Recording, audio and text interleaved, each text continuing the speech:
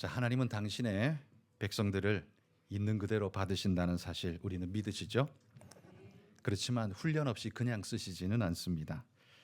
우리의 죄된 모습 그대로 받으시며 용서하시지만 그렇다고 하나님의 목적에 맞게 쓰시고자 할 때는 하나님이 우리를 다듬으시고 만드시고 빚어가신다라는 사실입니다.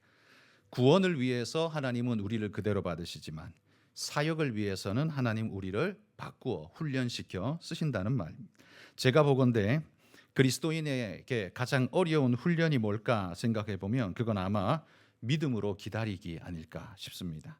그분의 약속을 믿고 오늘을 인내하면서 기다리는 것, 그건 믿음 없이는 절대로 불가능한 일입니다. 믿음이 있다고 할지라도 인내하기가 몹시도 어렵다는 사실이죠. 그래서 믿음으로 기다리기, 이게 된다면 여러분은 진짜 믿음의 사람이고 하나님이 크게 쓰실 사람이라고 저는 확신합니다. 성경의 인물 중에 믿음으로 기다리기에 실패한 사람들이 성경에 많이 나옵니다. 그 중에 사울 왕을 생각해 보십시오.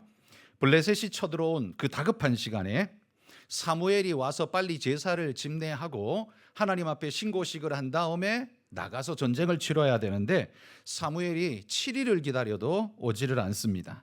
전쟁에 나가서 싸워야 하는데 그 사전에 하나님 앞에 고하고 가야 되는데 이 제사장이 오지를 않는 거죠.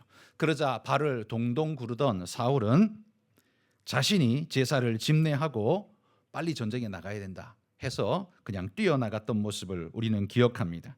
여러분, 이 사울은 전쟁이라는 것, 중요한 것 앞에 제사라는 것, 이까지 것이 발을 막아서는 안 된다라고 생각했기 때문이겠죠.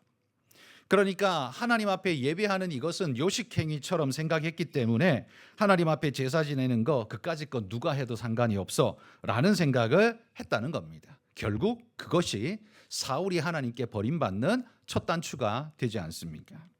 아브라함 역시 하나님의 약속을 따라 가나안 땅까지 왔지만 10년까지 기다리더니만 무너져 버렸습니다. 하갈이라는 여종을 취해서 인간적인 방법으로 하나님이 약속한 약속을 만들어 가겠다고 스스로 생각한 거죠. 하나님이 자식을 주겠다고 했으니 내가 뭐 사라를 통해서든 하갈을 통해서든 어쨌든 내가 자식 낳으면 되는 것 아니야? 라는 생각을 했는지도 모르겠습니다. 그런 생각을 부추긴 것이 자신이 지금 나이가 너무 많기 때문이죠. 85세. 이 이스마엘은 86세에 이스마엘을 낳잖아요. 지금 85세라는 나이가 마음이 너무 조급한 겁니다. 하나님의 약속은 그런 것일지도 몰라라는 마음으로 그냥 무턱대고 자신의 방법을 사용했는지 모르죠. 하나님의 믿음을 기다린다는 건 이처럼 여러분 절대로 쉬운 일이 아닙니다. 우리가 방금 사울이나 여기 아브라함 이야기를 했는데요. 신앙적 실패자들에게도 가만히 들어보면 그럴 만한 이유가 있다는 걸 알 수 있습니다. 이유 없는 무덤이 없다라는 말처럼 변절자에게도 이유가 있고 실패자에게도 이유가 있습니다. 그러나 이유가 있다는 것이 정당하다는 걸 말하는 건 절대로 아닙니다. 무엇에 무게중심을 두느냐에 따라서 우리가 이리 휘둘릴 수도 있고 저리 휘둘릴 수도 있다는 겁니다. 여러분이 믿음의 마음을 두고 굳게 지키지 않으면 여러분이 옆길을 걸어도 이 샛길, 빗나가는 길을 걸어도 마귀는 여러분에게 정당성 있는 뭔가를 제시할 겁니다. 사람은 다 그래. 이거일지도 몰라. 이것도 맞는 길일 수 있지 않아? 라는 말로 우리를 속삭일 겁니다. 그런데 가만히 들어보면 그 말이 또 그리 틀린 말 같지가 않아 보입니다. 그래, 뭐 그럴 수도 있는 거지. 그렇게 넘어지는 것이 바로 우리 신앙에서 무너지는 사람들의 모습인 거죠. 그렇기 때문에 하나님을 향한 분명한 중심을 가지고 하나님만 바라본다는 것 절대로 쉬운 일이 아니라는 사실입니다. 여러분, 우리가 믿음으로 기다리기 위해서 몇 가지의 극복해야 할 조건이 있습니다. 감당해야 할 몫이 있다는 거죠. 첫 번째는 뭐냐 하면 표대를 놓치지 말아야 합니다. 그러니까 내가 바라보고 있고 내가 붙잡고 있는 그 표대를 놓치는 순간 우리는 삼천포로 빠지게 됩니다. 우리가 시선을 잃게 되면 언제든지 흔들리고 무너진다는 거예요. 풍랑 위로 걸어오라는 예수님의 말을 듣고 바다 위에 발을 내디뎠던 베드로도 성경에 보면 풍랑을 보고 바람을 보고 무서워서 빠져들어갔다라고 이야기했습니다. 주님을 바라보던 시선이 바람을 바라보는 순간 그때부터 믿음이 아니라 두려움이, 공포가, 그래서 믿음에서 떨어지는 그런 상황을 낳았다는 거죠. 여러분, 푯대를 잊지 마시기를 바랍니다. 또 하나는요, 충동에 떠밀리지 말아야 합니다. 여기 충동이란 내 안에서 일어나는 내부적인 욕구, 충동을 말합니다. 아브라함에게는 어떤 충동이 있었을까요? 야, 내 나이가 지금 85세인데 지금 사라의 나라가 75세인데 어떻게 낳겠어? 지금 하나님께서 말씀하신 건 이 사라를 통해서가 아니라 다른 방법, 하갈을 통해서라도 낳으라고 말씀하시는 것 아니겠어? 라고 그는 둘러서 생각할 수 있습니다. 왜 이런 생각이 가능하죠? 자신의 현실에 부딪히며 자기 마음에서 일어나는 충동이, 두려움이 그를 다른 길을 생각하도록 만들기 때문이겠죠. 여러분, 두려움이 우리 내부에서 무섭게 치고 올라오면요, 우리가 붙잡고 있던 믿음을 끝까지 붙잡는 것이 절대로 쉽지 않게 될 것입니다. 세 번째는요, 환경에 떠밀리지 말아야 합니다. 충동에 떠밀리지 말아야 한다는 건 우리 내부에서 일어나는 걸 주의하라는 것이라면, 환경에 떠밀리지 말아야 한다는 건 우리 외부에서 일어나는 압력을 견뎌내라는 그런 이야기일 겁니다. 내 안에는 두려움도 흔들림도 없지만 외부에서 내가 감당할 수 없는 바람이 불어온다면 이 또한 우리가 무너지는 요인이 될 수 있지 않겠습니까? 그러므로 여러분, 믿음으로 기다리기 위한 이 세 가지 조건은 전부가 쉽지 않습니다. 푯대를 놓치지 않는 것도 어려운 일이고요. 충동에 떠밀리지 않는 것도 인간으로서 거의 불가능에 가까울 만큼 너무 어려운 일이고, 환경에 떠밀리지 않는 것도 그것도 너무 어려운 일입니다. 무너진다고 해도 사람들은 다 이해해 줄 겁니다. 그래, 나 같아도 그랬을지 몰라 라는 생각을 하게 될 거라는 말이죠. 그럼에도 불구하고 여러분, 하나님은 우리에게 이김을 요구하십니다. 극복하라고 말씀하시며 그 방법을 일러주고 있습니다. 여러분, 이 모든 것 어렵지만 이겨낼 수 있는 비결이 뭔 줄 아십니까? 그 비결은 성경이 누누이 말하고 있는 그 한 가지입니다. 믿음이에요. 하나님을 붙잡는 믿음이 아니면 계속 다른 걸 계산할 수밖에 없습니다. 이런 거 가지고 와서 이럴 수도 있지 않아? 저럴 수도 있지 않아? 이런 사람도 있지 않아? 사람이 다 어디 똑같기만 해? 그러면서 수많은 핑계와 이야기들을 들이대면서 자신이 딴 길을 가도 된다는 허락을 꼭 다른 사람의 입을 통해서 받아내려고 혈안이 되는 모습 우리는 보지 않습니까? 그러나 믿음 있는 사람은요, 그러한 이유가 그들에게 있고 외부에 있다 할지라도 그 모든 걸 딱 끊고 믿음의 마음을 두고 전심으로 거기에 달려가는 자가 될 것입니다.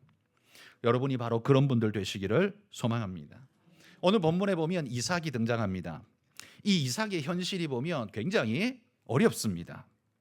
이 이삭은 외지인이죠. 아브라함 때에 넘어와서 이삭은 그 땅에서 태어나기는 했지만 아브라함이 이미 외지인이기 때문에 자신도 그 자손으로서 외지인일 수밖에 없고, 지금 이 가나안 땅에 살고 있는 여기에 대대손손 살아온 사람들에 비하면 자신의 인생 여정의 깊이는 매우 짧을 수밖에 없는 거죠. 다른 사람들, 이 본토배기들은 이 땅에서 수백 년을 살았습니다. 가문과 모든 사람들이 다 여기 살고 있습니다. 그런데 이삭에게는 누가 있습니까? 아무도 없습니다. 그냥 자기만 여기서 그냥 몇십 년을 견뎌서 살아왔을 뿐입니다. 혈통적으로 우군도 없고 역사적으로도 그 연수가 짧아서 그 사람들한테 비할 바가 못 됩니다. 내가 옳은 말을 해도 지지해 줄 사람이 없습니다. 저들이 한 통속이 되어서 나를 따돌리고자 한다면 얼마든지 따돌릴 수 있고 나는 공격받을 수밖에 없는 외지인입니다. 그런 굴러온 돌이 오늘 본문에 보면 농사를 지어서 몇 배를 거두었대요? 100배를 거두었대요. 여러분, 굴러온 돌이 100배를 거두면 옆에 있는 사람이 박수를 쳐줍니까? 네, 배가 아프고 그거 빼앗고 싶은 게 그게 인간의 본성입니다. 그래서 그들은 15절에 보시면 뭘 하냐 하면 아버지 아브라함 때에 팠던 우물을 메워버렸다라고 말합니다. 여러분, 우물을 메운다는 건 그 삶의 기반을 막아버리고 생명줄을 잘라버린다라는 그런 이야기죠.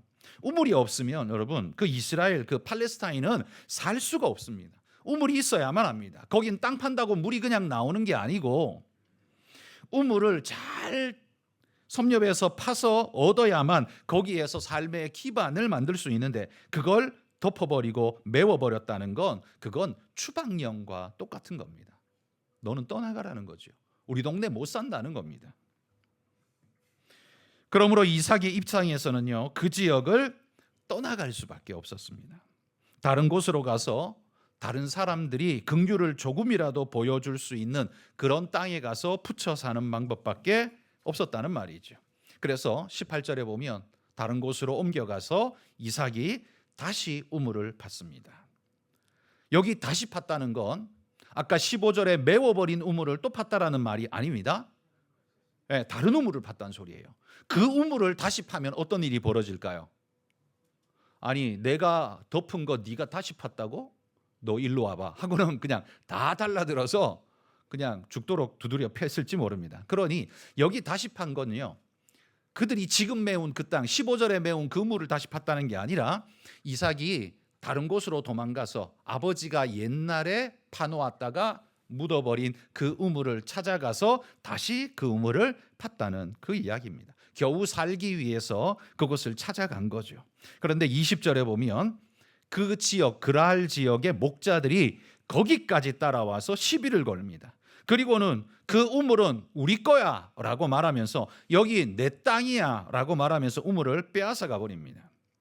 우물은 아브라함이 팠었고 지금 이삭이 그걸 다시 판 건데 그들은 이 땅의 소유권을 주장하면서 이삭을 내쫓으면서 그것을 통째로 빼앗아가 버리는 거죠. 이 얼마나 억울한 일입니까? 날강도도 이런 날강도가 없는 거예요. 그래서 이삭이요 그 우물 이름을 에색, 다툼이라고 이름을 지었습니다. 그리고는 떠나갔습니다. 얼마나 아까웠을까요? 여러분 기업을 잘 일궈 놓고 사기꾼한테 사기당해서 그걸 통째로 넘겨준다고 생각해 보십시오. 얼마나 아픕니까? 아마 며칠을 끙끙 앓아야만 될 일입니다. 이삭은 그렇게 에색을 뺏기고 또 한 번 옮겨가게 됩니다. 또 다른 곳으로 옮겨가서 우물을 팠는데 놀랍게도 거기에서 또 우물을 얻었어요. 이건 기적 같은 일이거든요. 거기에서 우물을 팠는데 문제는 거기에 또 그들이 따라왔습니다. 그리고는 또 시비를 겁니다. 그리고 이것도 우리 거야 내놔라고 그를 협박하면서 몰아냅니다. 그래서 이삭은 그곳 이름을 신나 대적함이라는 이름으로 이름 부르고는 떠나갈 수밖에 없었습니다. 아마도 그 그랄의 목자들이 이 목자들은요 그냥 하루아침에 몇 시간 가는 거리 정도 바운더리만 양을 치는 게 아니라 며칠 길을 가서 이렇게 양 바운더리가 굉장히 넓거든요. 그러니까 지금 이삭이 옮겨간 곳이 그렇게 먼 곳은 아니었던 것 같아요. 그래서 원래 살던 곳에서 여기서 쫓겨나니까 조금 가까운 먼 곳으로 옮겨갔는데 거기까지 따라오고 거기서 조금 더 갔는데 또 따라온 겁니다. 그러니까 계속 쫓기고 있는 그의 모습 얼마나 답답하고 안타깝겠습니까? 그런데 다행히도 더 멀리 이제는 더 먼 곳으로 옮겨갔습니다. 거기 우물을 팠는데요. 또 우물이 나왔어요. 물이 터졌습니다. 한 번 팔 때마다 바로바로 터졌겠습니까?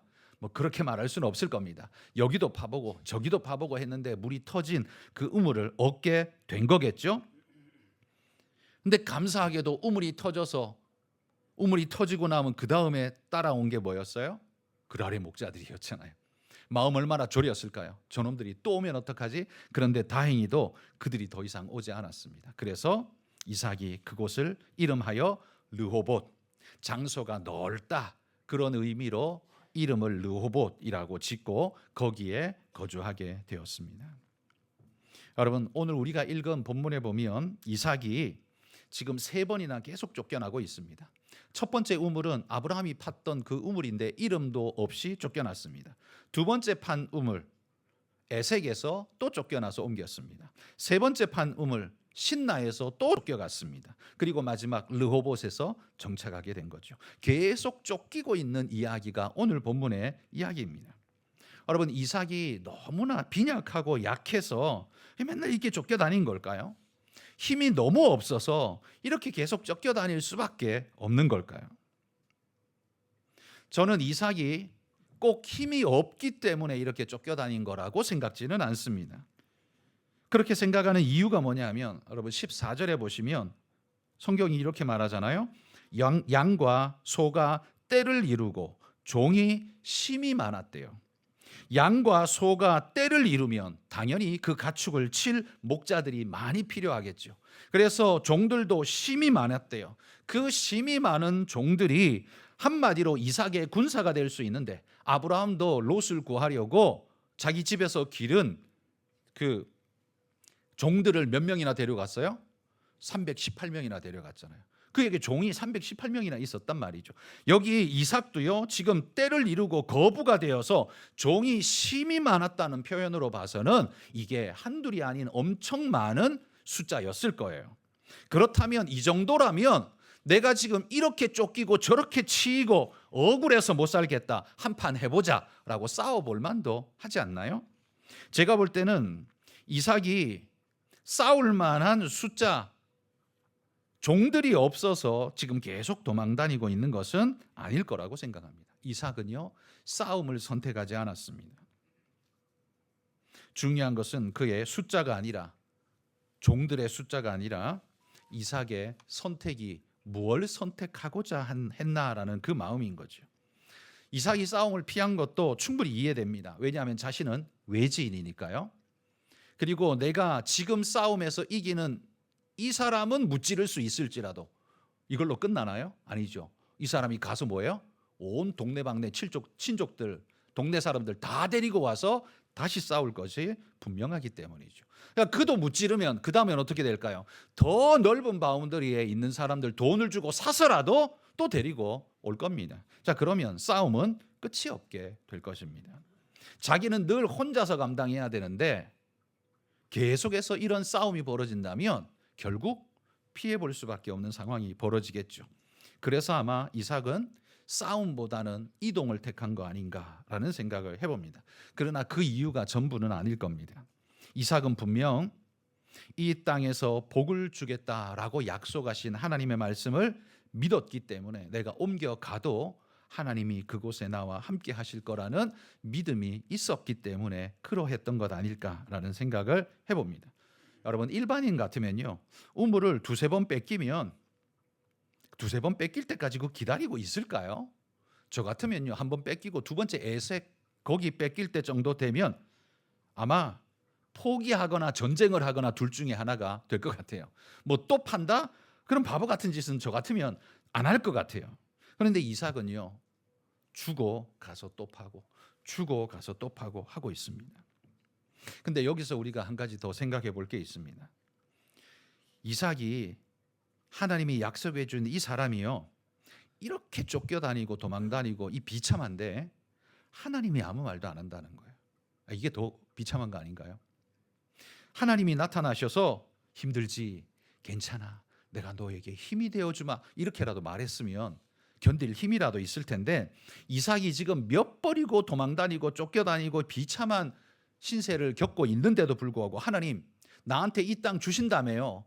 나와 함께 하신다면서요. 나한테 복 주신다면서요. 그런데 내가 왜 이렇게 세 번, 네 번 쫓겨다야 하는 겁니까? 라고 부르짖지 않았을까요? 그런데 하나님이 이삭에게 한 번도 등장하지 않는다는 겁니다. 이 사건이 이루어지는 시간 속에 하나님은 한 번도 이삭에게 등장하지 않는다는 이야기입니다.